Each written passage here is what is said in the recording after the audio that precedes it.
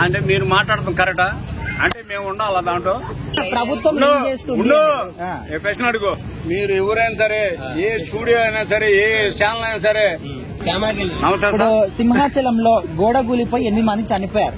So కొంతమంది TDP followers కావచ్చు, కార్యకర్తలు ఏమంటున్నారంటే ఆ గోడ కింద జనసేన పార్టీ వాళ్ళు ఉంటే బాగుండేమో అనే విధంగా కొంతమంది కామెంట్ చేస్తున్నారు. సో అలాంటి వాళ్ళకి మీరు ఏం చెప్తారు? అసలు ఆ విధంగా మాట్లాడడం కరెక్టేనా? అంటే మీరు మాట్లాడతాం కరెక్టా? అంటే మేము ఉండాలా దాంట్లో? ఇప్పుడు ఆడెవడో ఉన్నాడు, వాడు కూలిపోయేటప్పుడు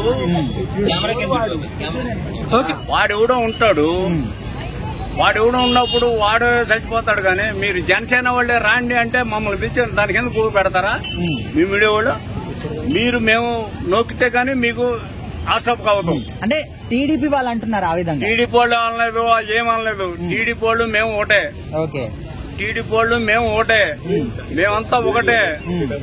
అంటే ఇంతకు ముందు తిరుపతిలో గోశాలలో అక్కడ ప్రమాదం జరగడం కావచ్చు, ప్రభుత్వం ప్రశ్న అడిగైపో. అంత ముందు చేసింది కరుణాకర్ రెడ్డి గారు, ఆయన పిలవండి. ఆయన హయాంలో ఎన్ని ఆవులు చచ్చిపోయినాయో చెప్పండి.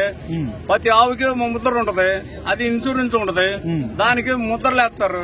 మీరు ఇది కూడా తెలియపోతే మీరట అసలు మీరు మీడియా వాళ్ళు అయ్యారు.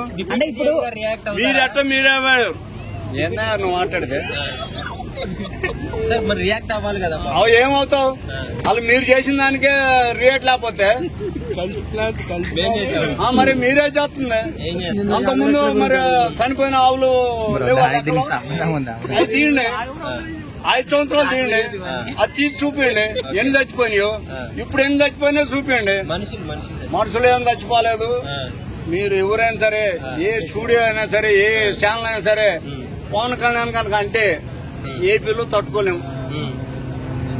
Pawan Kalyan great man.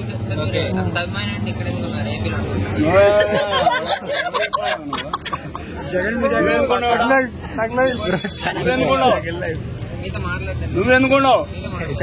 మాతో మాట్లాడుతూ ఉన్నప్పుడు నేను ఉండాలి కదా.